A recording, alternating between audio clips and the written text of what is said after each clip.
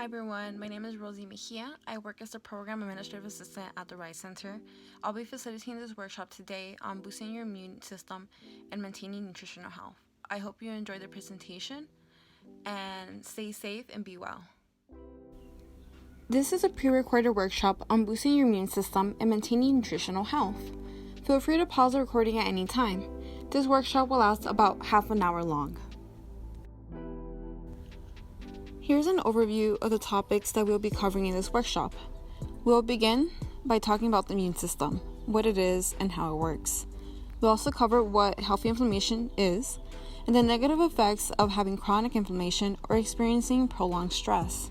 Lastly, we'll talk about how you can naturally improve your immunity through mindfulness, exercise, sleep, and nutrition. So, what is your immune system? You may have some kind of basis of what the immune system is and what it does. Therefore, before starting, I want you to take a moment to think about it. Immune system. The immune system is a bodily system that helps protect us against germs, bacteria, viruses, and other invaders that enter the body. It's a very complex system because it is composed of different tissues, cells, and organs. For example, the skin is an organ that works as the first line of defense against invaders trying to enter the body. There are other parts of the immune system that help with eliminating and filtering toxins out of the body, and also by attacking against unwanted invaders.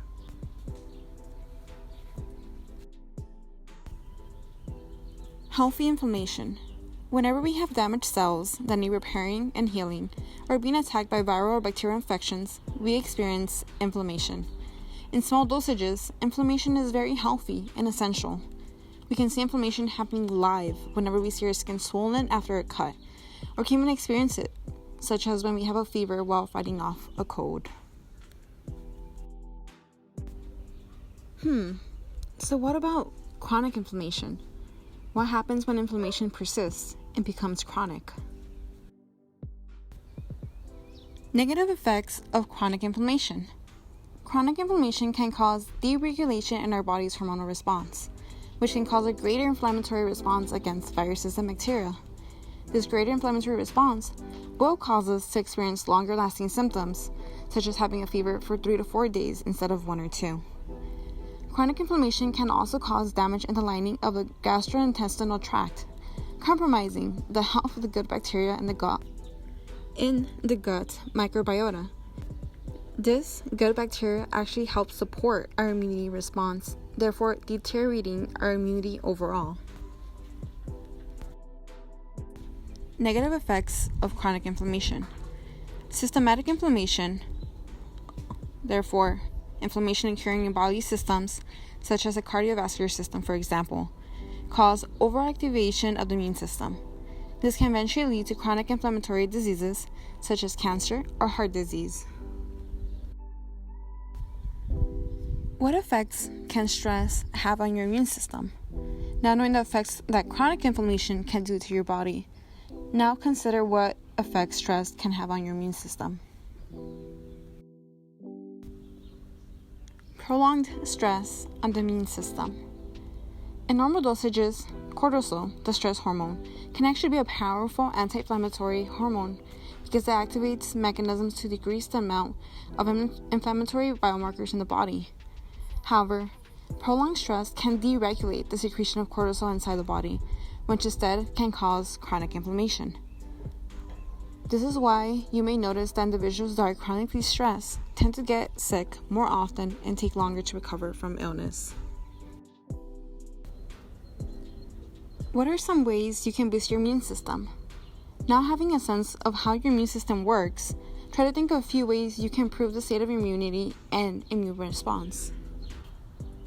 Boosting your immunity. Here's an overview of 4 effective ways in which you can improve your immunity through mindfulness, exercise, nutrition, and most people's favorite, sleep. Mindfulness and immunity. We'll start with mindfulness. Research has shown that meditation and other mindfulness practices have shown to help reduce inflammatory biomarkers. There is also evidence that mindfulness helps boost the immunity response by boosting the way it fights off disease and damaged cells. For those who are wondering, mindfulness is simply the practice of being present with an open curiosity and acceptance. And anyone can be mindful at any moment by simply taking a deep breath and noticing your surroundings or grounding to your five senses. Meditation is a form of practice of mindfulness, where time is specifically carved out to practice meditation. Meditation can include breath technique, guided meditations, loving kindness. There are a variety of different practices. However, mindfulness, as I mentioned, is simply just being curious and accepting of every moment as is. Effects of exercise on the immune system. Exercise helps boost the amount of cytokines in the body, which are anti-inflammatory proteins that make the body more efficient at attacking invading foreigners within the body. There is also a heightened state in immune response after exercise. This is usually because after exercise, there is inflammation and swelling occurring within the muscles to help repair micro tears. However, this heightened response also transfers over to cleaning the body from toxins and other unwanted foreigners. Lastly, exercise has been known as a good way to de-stress, which can help decrease the amount of chronic inflammation caused by prolonged or intense stress. Building your immunity through nutrition. There are a number of foods that can help support the immune system and reduce bodily inflammation. For example, foods high in certain vitamins can help synthesize or create antibodies and other proteins that are released during an immune response. These vitamins can include vitamin A, C, E, and D. Other nutrients like omega-3 fatty acids, selenium, or other antioxidants like polyphenols can help reduce the levels of free radicals within the body and consequently reduce levels of inflammation. Free radicals, unfortunately, left in the body unattended can actually cause damage to your DNA and even genetic expression. Immune-boosting foods. Here's a short list of foods that can help improve your immunity. This list is not exhaustive, and please know that eating a large amount of these foods when you're sick won't really help at all. The health of your immunity system is built and kept with time, so it's ideal to incorporate these foods or the nutrients mentioned earlier on a frequent basis. Let's go over these immune-boosting foods together. Garlic. It releases a compound called allicin when sliced or chewed, which helps boost white blood cell response. Yogurt and kombucha have a high probiotic content, which improves digestion and maintains health of the good bacteria in the gut that support immune function.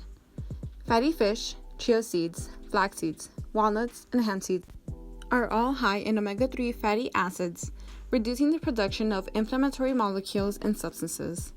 Citrus fruits and berries contain polyphenols, an antioxidant that boosts the number of healthy bacteria in the gut microbiota. The role of sleep on immunity. And lastly, which is probably the most important, but usually the most underappreciated, is sleep. Sleep deprivation can cause a lot of harm to your body, including compromise your body's immune response because it cheats the body from being able to fully recuperate from daily stress and inflammation. Here are some ways that sleep deprivation compromises the health of the immune system. First, adults with low amount of sleep have shown to have higher levels of inflammation. Second, even one night of sleep of 6 hours or less has shown to trigger an inflammatory response. Therefore, always remember that sleep is probably one of the most critical players in having a strong and healthy immune system. Healthy and strong immunity. Now I want you to reflect and think about what changes can you incorporate to your daily life to boost your immune system. Putting it all together, here's a short summary of today's key points. Number 1, stress, sleep deprivation, and chronic inflammation will weaken your body's immune response.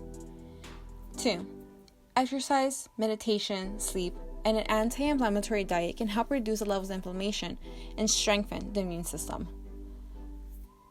3, maintaining a healthy immune system will allow you to fight off disease more easily, making symptoms more acute and potentially recover more quickly.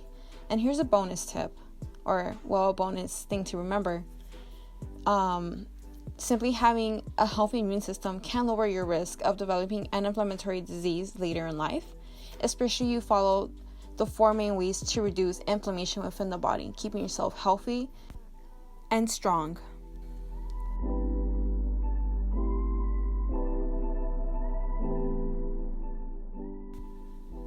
Now let's jump right into our frequently asked questions portion of this presentation. How much inflammation is the right amount of inflammation? It can get a little tricky to really understand how much is a healthy amount, what is acute, and when it's chronic. Here are a few examples to help you distinguish between them.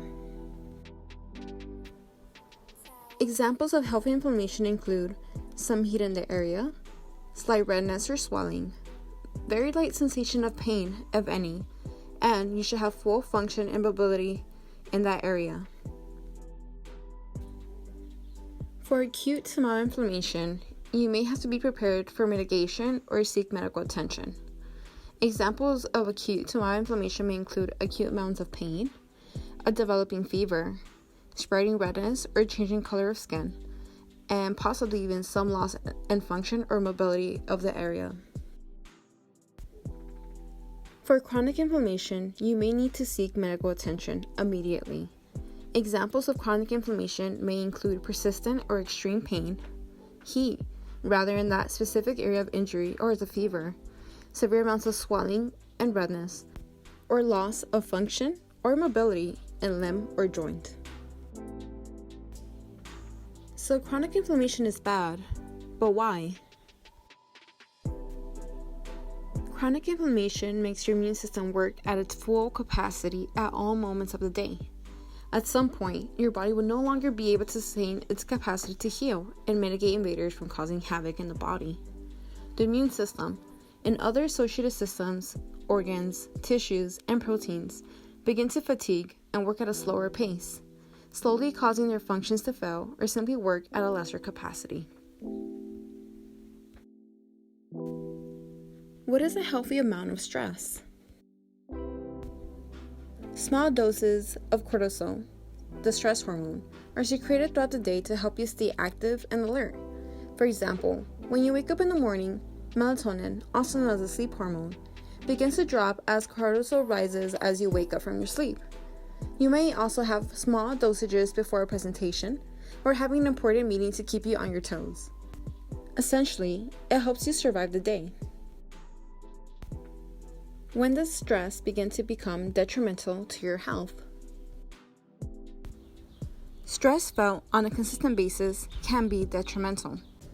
For example, if you feel stressed waking up and have that overwhelming feeling while in class or perhaps at work or even when you're with friends and family, then this is when stress levels can be concerning. However, with short-term stress, this only happens so often because of things like school load, workload, or with long-term stress, the same level of stress, but consistent and dominating most of your life, is more concerning. High levels of stress will also have other symptoms such as insomnia, changes in appetite, irritation, drop in performance, fatigue, etc. You may even begin to have other physiological symptoms such as chronic pain, muscle spasms, migraines, or muscle tenseness. Please note that long-term stress is positively correlated with chronic inflammation, which unfortunately can lead to chronic diseases like autoimmune disease, gastrointestinal disorders, heart disease, dementia, and even cancer. And no, your age, so being younger than the average onset of these diseases, does not protect you from developing one of these if you have long-term stress and have chronic inflammation. Which mindfulness practices or meditations are best for the immune system and overall health? All of them are. Any practice that helps promote breath technique, gratitude, loving kindness, or helps to be more conscious of your breath in the present moment. Overall, the key is mindfulness. What kind of exercise is best for immunity boosting, stress reduction, and decreasing inflammation? It really depends on your levels of stress and inflammation. A good rule of thumb is to avoid intense or demanding workouts like spinning, sprinting, strength training, when you're sleep deprived, have chronic inflammation, pain, or are experiencing extreme levels of stress. In these cases, light exercises like walking, yoga, or even light cycling, dance, or Pilates would be best. How do I incorporate immune-boosting foods into my diet? Get creative with your options. The easiest is to use them in soups or smoothies so you can have a variety of foods in one meal. Seeds and nuts can always be added as toppings to yogurt, smoothies, salads, bowls, etc. What if I can't afford or have access to the foods listed? Look for frozen or canned options. Make sure to read the labels and avoid those with extra sugar or extra added salt. Focus on those that are in season. For example, citruses are more available in the winter and berries are cheaper in the spring and summer. Also, look online at other stores to see if they have them for a cheaper price and or have a delivery option. Buy in bulk when they're on special. Fruits, fish, and seeds can go in the freezer without going bad for months. Nuts can be stored in the refrigerator to maintain their freshness. What if it's hard to get a good night's sleep due to factors I cannot control?